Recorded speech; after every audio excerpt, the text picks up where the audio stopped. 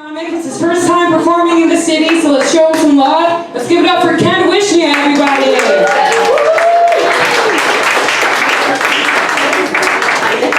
That's amazing, man. Hi.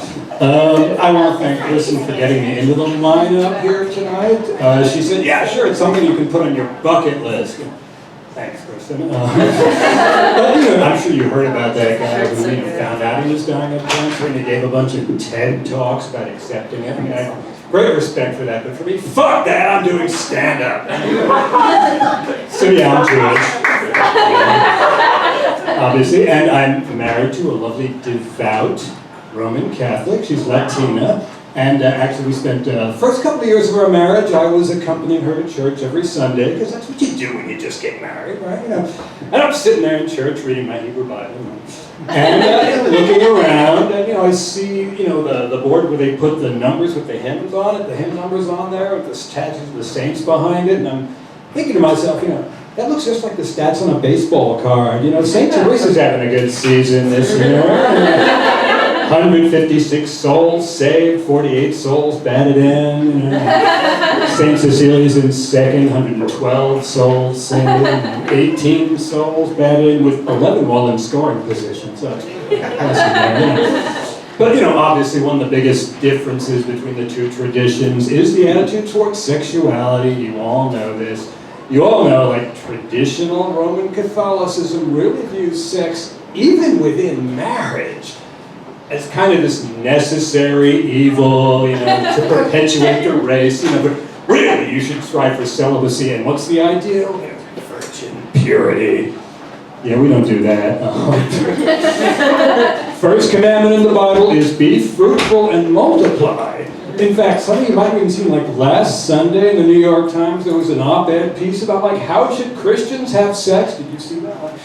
I mean, I got a word for that, apparently devout Christian. Read the freaking Bible.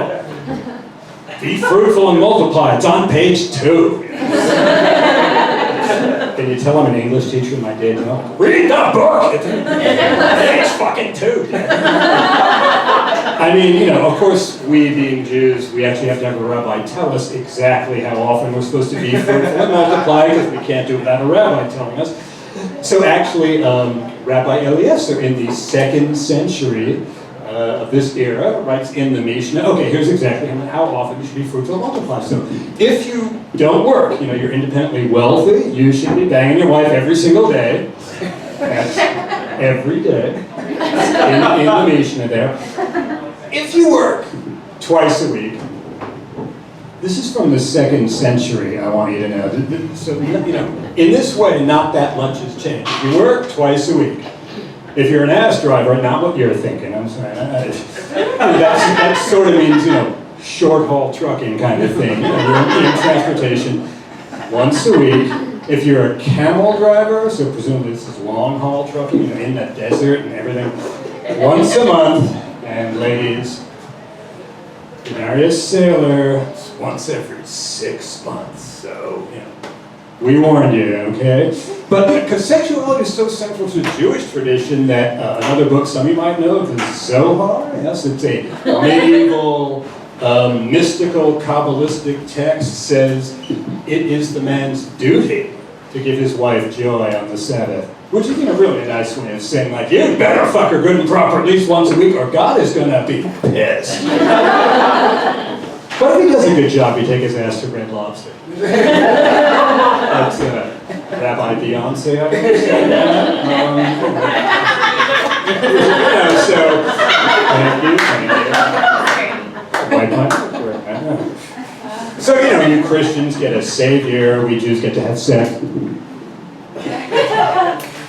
By the way, do you think I'm the only comic in the lineup doing a Zohar joke? Actually, I think I can say with confidence I'm the only comic in the city doing a Zohar joke tonight, right? Because the Orthodox aren't allowed to do this now. It's still Shabbos out there, yeah.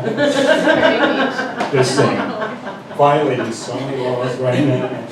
Anyway, so, I'm only up here for 5 minutes, and I figure I'm going to embarrass the shit out of some people here, but I gotta figure out, what can I do with my 5 minutes to really do the most of it? And the answer is, get Trump to tweet about me. It'd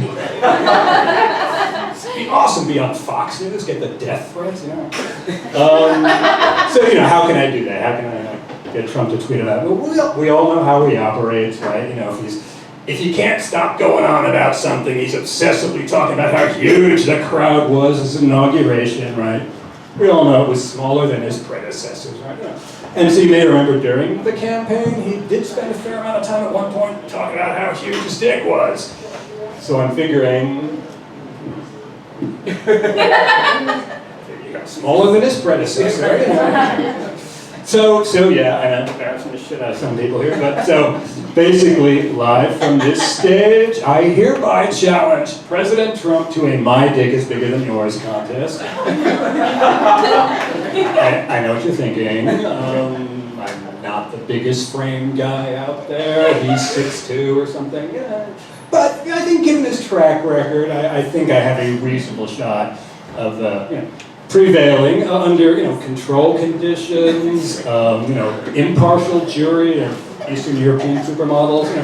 I mean, okay, I'm not exactly ready for a career in porn or anything, but so in fact, because of that, I'm not actually sure under those conditions I really could perform. So I mean, we're going to need some stimulation. I was figuring, Melania, Ivanka, unless he wants to switch.